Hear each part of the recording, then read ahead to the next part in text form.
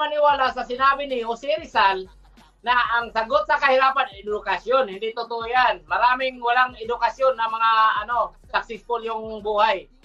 Ang Tama. solusyon sa kahirapan, diskarte. Yun. Oh yeah. Oh, yeah! Matik na yan. Tanungin ko, boss, diploma o diskarte?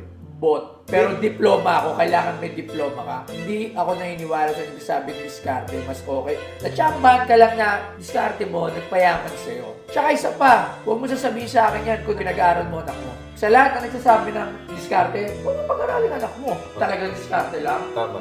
Pinag-aaral mo pa. Correct. Huwag mo nagpag-aralin. Kung di mo pa kailangan diploma, nagasayang lang pala ng oras dyan eh. Iba yun. Pag meron ka ng diploma, tsaka street knowledge, putangin namin. Perfect yun. Ang dami kong di alam sa mga nakatapos na alam nila. Eh kung alam ko, hindi na ako mag-hire.